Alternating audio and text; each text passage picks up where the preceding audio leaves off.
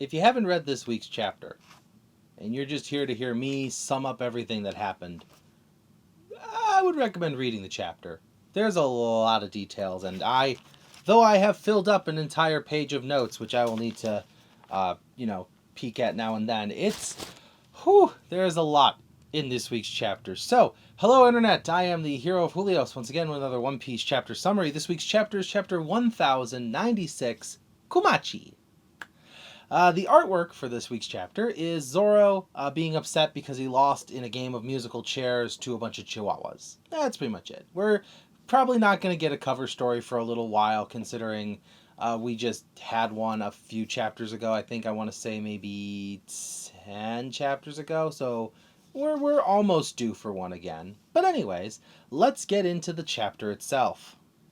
The chapter begins right where we left off. People are panicking, running around. They're screaming, they're crying because the Celestial Dragons are having their murder game, where 200 Celestial Dragons with guns, weapons, swords, whatever they want, can hunt down 100,000 of these islanders, the residents of God Valley. This is in a sick, twisted game to both claim the island as their own land and, I guess, remind the other humans of the earth that they are beneath them.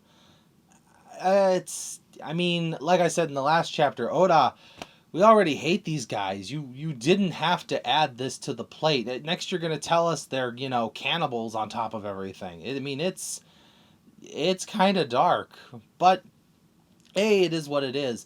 Meanwhile, Kong, we actually get to see Kong do some things. He is talking to Garp, telling him, hey, I need you to go out to God Valley. And Garp's like, oh, at that island all the way in the West Blue? I don't want to go there. It's weird and far away and boring. And, oh, I see what this is about. This is the Celestial Dragon's little hunting game, isn't it? Why should I care? Why should I care? Apparently, according to Garp, the Celestial Dragons stole something from Hachinosu, from Fulaled Island. And naturally, if you go to the beehive of pirates and poke it, and take the honey, and run, the pirates are going to swarm, and they're going to hunt you down. It's the circle of life. Besides, as Garp puts it, you guys know it's the Celestial Dragons. There clearly is enough security to protect them from, maybe like the Rocks pirates or, other legendary figures of the time. It's just, I'm sure you guys got this. I'm on vacation. And that's when Kong goes, well, yeah, we kind of thought we had enough security. And then we realized Roger might be heading that way. And to which Garp is just like, it's like when you're in high school, or, you see on the high school dramas, like in Disney Channel and CW and all that, where they're just like, oh man, I don't want to go to that party because, Brad's going to be there and I hate Brad. And it's like, well, your crush Melissa's going to be there. And suddenly it's like, well, in that case, like, Garp was like, it's lame. I hate the Celestial Dragons. Rox is going to be there. He and I, we're not friends. And then, Kong was just hitting him with the, well, your crush Roger might be there. And Garp was just like, lead with that. So Garp is heading off to God Valley, and that's kind of where we leave off with Garp for a moment. As far as pirates go, we do get a brief cut to Hachinosu saying that the Rocks pirates have left early, that they got the jump on this. So the only pirate crews that are probably going to be there are the Rocks pirates themselves, as well as the Roger pirates who are heading that way. As far as any other pirate crew goes, I'm going to guess they're going to show up either too late, or they're going to get there, see Roger and Rocks fighting, and just be like, I don't want to be a part of that. Next, we cut to Emporio Ivankov, young one, giving his rousing speech to the people, telling them, we need to get off this island. We need to find a way to save ourselves, because in 3 weeks' time, all 100,000 people on this island are going to be dead. To which some of the slaves are like, oh man, no, that's not fair. We were told if we survive the 3 weeks, we'll be let go. So we just have to wait it out. And Ivankov goes, do you want to know how the last few went? Every time they have played this game, there has been 0 survivors. And the people are like, what? Why would they tell us that we can get out of here if we're guaranteed to die? To which Ivankov raises a very strong point. and one that shows that the celestial dragons are just as physically abusive as they are psychologically. Hope is a very strong thing, and as long as people have hope, people will run, people will fight, people will stand their ground. If they know that there is a 0 survival chance, they're just going to lie down and die. Well, that's not for very good sport, is it? It's not very fun to hunt something that isn't trying to get away from you, or there's not really a hunt involved. But that's okay, the young Ivankov tells them, because we have a plan to get off this island. Ginny, tell them what we're winning! Little Ginny is apparently an expert wiretapper and thief, lockpick. She's like the 7 tools of the bandit little girl. And she tells them that she has spread word via wiretapping to the rest of the world. She has sent transmissions out in every direction she could, letting people know about the prizes for the Celestial Dragons contest. 2 of which are keys to getting out of here. Fortunately, we don't need both, but we do need one of the 2. The first is a mythical zone-type fruit that turns you into an azure dragon. Sound familiar? Well, it should. That's Kaido's fruit. The other one is the pawpaw fruit, a legendary devil fruit that allows you to and send people safely to other islands. Well, at least that's what the rumors say about it. The jury's still out on the accuracy of that devil fruit. Like Kuma as an adult, we saw when he, the Straw Hat crew, he clearly knew where he was sending them because he sent them all to perfect places for training. I'm gonna guess Kuma as a child probably didn't have that kind of accuracy, but we'll see. However, in order to get these prizes, we absolutely must make sure we get one of these 2 devil fruits. The other 4 prizes, I guess, aren't as important to the plan of escape. However, they were enticing enough things to get pirates and other bad people to come to the island and stir up trouble. We still need a distraction if no pirates show up. To which little Kuma, 9 years old, just goes, "I'll do it." And Ivankov's like, "What?" And he goes, "Well, because, I'm big, I'm a buccaneer, we're kind of durable. So I figure, I can take a lot more hits than other people can. So if people are focusing on trying to kill me, then everyone else can get away." And Ivankov's just like, "I love your spirit. We are going to make sure you get out of this alive, because if we save even one person, we win. Because the survival rate has been 0 this whole time. But if one person can get out, that tells the entire world the Celestial Dragons do not always get what they want." So as Kuma's running around as the decoy, that's when the Rocks pirates make landfall, and my gosh, this is probably one of the first times in these new chapters where I have been like, for the One Piece card game, this is something I want as a Dawn card. You've got Newgate, you've got Shiki in his first manga appearance, I believe, aside from Chapter 0 and maybe some silhouettes here and there. I think this is the first time we've actually seen Shiki float around and talk to people. We've got young Linlin, we've got young Kaido, and we see a Kuja pirate member here, which, let me tell you, when I read this part, I can't believe I freaked as much as I did, because I didn't think I really cared that much about this character. But we see on Newgate's shoulder, we see Stussy. And because Newgate is talking about Rox going on ahead, because the ship showed up and Rox was just like, "Okay, I'm going to go on ahead. Follow my lead, guys." And he just leaps off the ship. We never see Rox. We don't know what his face looks like. We just have his silhouette still. But Whitebeard himself, Newgate, he's like, don't just run on ahead. We have to confirm the thing is actually here. Okay, everybody, we're just going to start heading out. We're going to make sure that the actual target is here, the treasure we're looking for, and then we will wreak havoc and grab what we want. And Shiki's like, "Well, who the heck made you in charge? I'll kill you if you get in my way." And he starts flying off. And Linlin goes, "Okay, so I guess it's finders keepers, everyone, right?" And she runs off. And Kaido goes, "The prizes wouldn't even be useful to you. Besides, I want to fight Roger."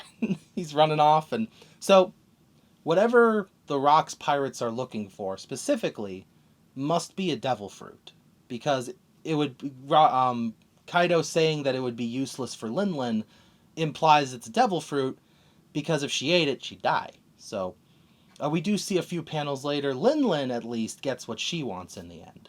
But meanwhile, we got Stussy on Newgate's shoulder saying, hey, you know, we got to be careful about this. I don't want you to get hurt. And the young Kuja pirate woman standing down below says, you are doting on him way too much, Stussy. To which she turns and says, oh, you're one to talk, Gloriosa. Gloriosa! As soon as I read that, I was like, why do I know that name? It's Elder Nyan. So this is what she was doing before she was wandering the world and found Hancock as a little slave girl and like took her and her sisters in, brought them back to Amazon Lily. This is the third ruler before Hancock. So we had Gloriosa. We knew she was a ruler. We knew Hancock was a ruler. We eventually learned that Shaki was the ruler between them, but now we know why the ruler of the Kuja pirates was traveling the world alone. Because she was a member of Rock's crew as well, because of course she was. Finally, we see a few silhouetted individuals as well as Captain John, who we know is dead. And while I try my best to avoid other people's theories in order to make sure everything I say on my channel is purely my own thoughts, I did see a couple theories that I thought were really cool, and I gotta get on the bandwagon with these. Someone suggested that these guys we saw are zombies in Moria's crew. We know Captain John is one. It makes sense that these two other big guys, the dude in a ton of armor, the dude with the big silver axe, these might be Wang Ji and Silver Axe. We don't really know anything about Silver Axe. We know that Wang Ji was the former ruler of Hachinosu, but these may very well be zombies on Moria's crew. But getting back to the crew talking to each other and all exchanging what they're talking about, Gloriosa and Stussy are the ones who mention that this might be the final fight, and that they are going to settle something once and for all. I don't know what the Celestial Dragon stole from Pirate Island, but if it was enough to make Rock's pirate crew consider this the final battle, I mean, it was the God Valley incident. So, won't that be a sight to behold? Finally, though, we cut back to Kuma and Ivankov, and we skip past the trials and tribulations of them ducking and dodging past the Celestial Dragons, getting to these sacred treasure chests, which I'm guessing the 6 chests didn't stay in the center of the island. I'm going to guess they got scattered to the winds, because wouldn't it be really hard to get to where the treasures are if that's just in a central area? Either that, or the distraction of the Rock's pirates was truly more than enough to get what they want. But we see Ivankov and Kuma holding the 2 prizes they were looking for. Bartholomew Kuma holding the pawpaw fruit, and Emporio Ivankov holding the fish fruit model Azure Drake. And Ivankov's just like, I don't know which is which, buddy, so just dig in. And they both get ready to eat. And I'm sitting here thinking, all this time, Emporio Ivankov could have been a dragon. I mean, the horn fruit is way more suitable for this guy, but picture it. I need fan art of this. I need someone to bring this to life, because Ivankov as a dragon, imagine the size of that dragon head. Like, I don't know if I got, just picture my arm as the dragon body, and then just this giant head at the end of it, floating around. It would just, I don't know, it would just be amazing. But, sadly, before Ivankov can take a bite, he gets slammed into the wall by Charlotte Linlin, who grabs the fruit, and she's like, whew, made it just in time. And she looks at Kuma, and she goes, hey, you, kid, give me that. And Kuma's like, ah, and Ivankov sitting there, you know, being slammed into the wall, and he just goes, buddy, just eat it, don't think, just chow down, they can't get you if it's already eaten. So Kuma takes a big old bite. So Linlin watches as Kuma takes a bite out of it, and I gotta say, this is actually very mature of her, because she just watches, and she goes, well, that's how devil fruits work. I got one of them. Okay, whatever, kids. Bye. And she runs off. And Kuma's got the fruit, and he's like, okay, I think I have a power now. And before Kuma can do anything, he just gets walloped by Saturn. St. J. Garcia Saturn, who we knew was here, but we didn't know they had this interaction. So he's standing there, and he's like, you're that buccaneer child. Your people have caused a great pain in my butt. And Kuma's getting up and he goes, are you someone important? Why am I not?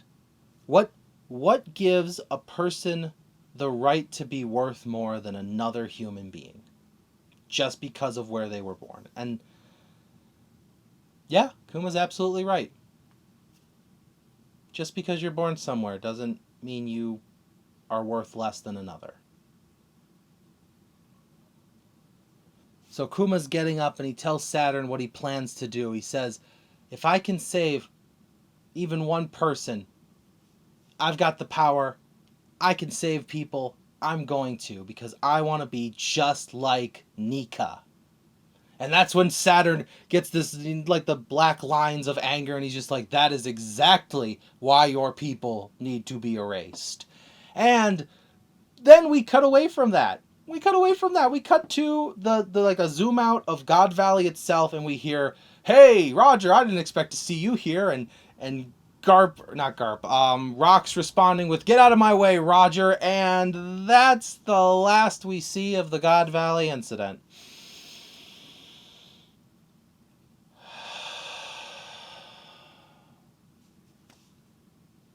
Oda is one of my favorite storytellers. I don't know if you could tell, but I'm a pretty big fan of One Piece. Also, I'm a fan of Digimon and Animal Crossing, but focus on the One Piece. The very next panel, after seeing Roger and Rox getting ready to engage in combat, is back at the Sorbet Kingdom. We're at a small church, and Ivankov is saying, wow, check out this newspaper. Look at all the exploits of Garp the hero, but doesn't mention literally anything else that happens. This Morgans guy is a hack. What a lame writer. He's not big news. He's small news. He's small news Morgans right now, 38 years ago.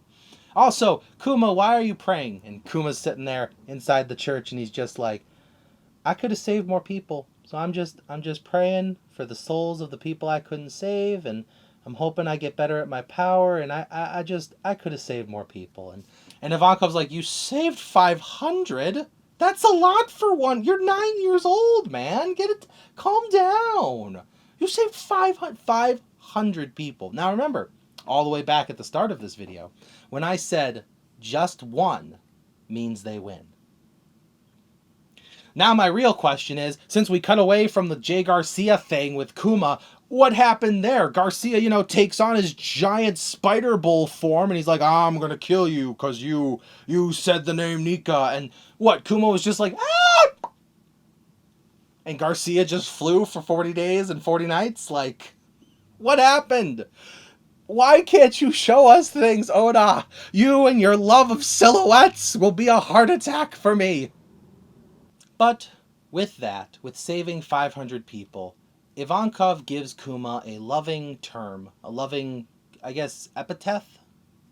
The Hands of Liberation. And it is a title he takes to heart. He looks at it and he's like, oh, the Hands of Liberation. That sounds pretty good. So Ivankov gets on a little boat and he starts sailing out to sea, and Ginny decides to stay behind and hang out with Kuma.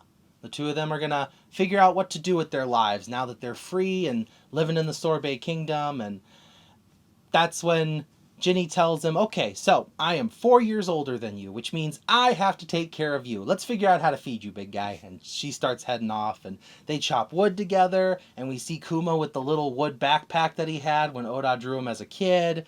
And the two of them start working for their food. They both have dinner together after selling the wood, and these kids make fun of Kuma. Ginny hits him on the head. Kuma takes out all the pain from their bodies, and they're living a pretty good life together, to a point where, as they're eating, Kuma says, wow, Ginny, you sure can eat a lot, which in the official translation, he just says how she can eat a lot. In a fan translation that I read a few days earlier, they say that Kuma called her a glutton. I'll get to that in a moment. But as they're eating, they both realize they're full. Being full to a slave, or a former slave in this case, is such a huge thing, and the two of them just cry it out for the end of the chapter. So what can we conclude from this chapter? A lot of things. A lot of things began. A lot of things happened. A lot of off-screen things happened, which I'm not a huge fan of. But that's okay, because I'm sure in, we're going to get, another flashback that gives us maybe like the next part of God Valley incident, and then another flashback will give us another part, and then another flashback will give us the end. This is not the last we have seen of the God Valley incident. I just think this is all we saw of Kuma's perspective. Now that I think about it, we might actually see it during Jay Garcia's flashback as Luffy is fighting against him. But now comes for the theory time. Like I said, somebody else posted this theory, but I really liked it, so I kind of listened to it and started taking it into account for myself. The zombies of Thriller Bark are all powerful bodies, or at least the zombie generals are, to the point where Captain John, one of the zombie generals, was one of Rox's pirates' crew. Now, it's entirely possible that these other two fine gentlemen are also two of the zombies we saw. The similarities between the bodies and the people there, the zombies, it's way too obvious that Moria got a hold of 3 dead bodies from Rox's crew. Now, the question is, this is the island where the Rox pirates fell. This island is in the West Blue. This island could be Thriller Bark. And that's pretty much where the theory stops there, but it does make sense that God Valley was an island that disappeared. But the Mother Flame would not have been used on celestial dragons. At least as far as I can tell. So the island disappearing could have been the island being turned into a boat and being removed from the equation. I don't know if it would have been given to a Warlord of the Sea or taken by a Warlord of the Sea, but it's an interesting way to think about it. And it would explain why Moria got his hands on so many dead bodies so easily. Because it was a government-affiliated island that no one was allowed to go to, and as we saw with Trafalgar Law and Punk Hazard, warlords get to be the exception to government-affiliated island that no one is allowed to go to. It's a fun little theory about my favorite arc in the pre-time skip, but the other theories I want to talk about are, what are the other 4 treasure chests? We know 1 is Baby Shanks, we knew 2 are, well, I shouldn't say we know 1 is Baby Shanks, we're guessing 1 is Baby Shanks, because everything has been strongly implied. 2 of them we know are the Paw Paw Fruit and the Fish Fish Fruit, Azure Drake model. What other powerful devil fruits could be in those last 3 treasure chests? And are they devil fruits that we have seen? Are they devil fruits that are out there? Does Garling have a devil fruit? And maybe that's what he won in those 3 prizes. Are those 3 prizes, one of those 3, the prize from Hachinosu that the Celestial Dragons foolishly stole from the Hive of Pirates? Or is that something completely unrelated that went as a grand prize to whoever got the most points? I hate calling people points, but that's how the Celestial Dragons see them, so that's the way I gotta report this news. Because unlike Big News Morgans, I report the truth and the whole truth and everything I know. But also as a journalist, I give my opinion, which is why you're getting theories. Speaking of theories, I'm going to post this little theory, put it in my description, because I had this theory a while back. Bonney is a clone. And I know, Bonney is a clone. What an original theory, hero, because nobody else has ever thought of that theory. But I was the one who said that Bonney is a clone of Bonney. Not a clone of Big Mom that so many other people seem to believe.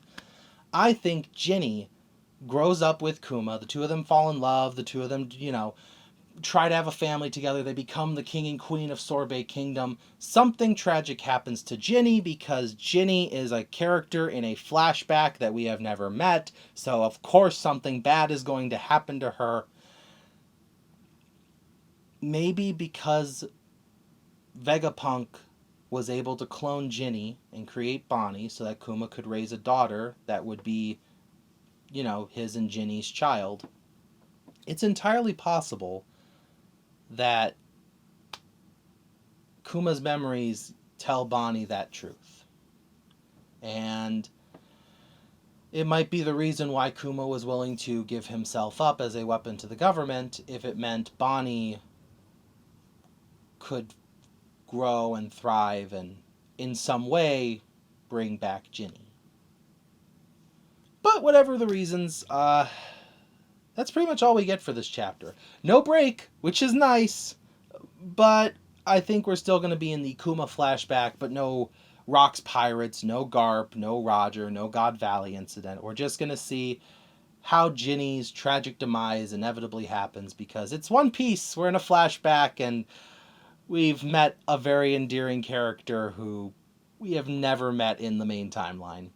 Although, I will say, just to give us a happy note at the end of this video, it is entirely possible that we are going to hit a koala situation, where we see a child in a flashback and they're cute and they're happy and they're living a good life and something bad happened to them, but now they're a really cool kung fu fish girl who has mastered a karate that no one of her race has ever mastered before. So that's pretty cool. Maybe Ginny is a member of the Revolutionary Army and we just haven't seen her yet. Whatever happens though, it's One Piece. I'm sure I'm going to enjoy it. I'm sure I'm going to have my thoughts on it. And if you are watching this video, I would hope to say that I'm sure you'll be watching the next one. Thank you for watching as always, and I will see you in the next video. This is the Hero of Julios, Xing out.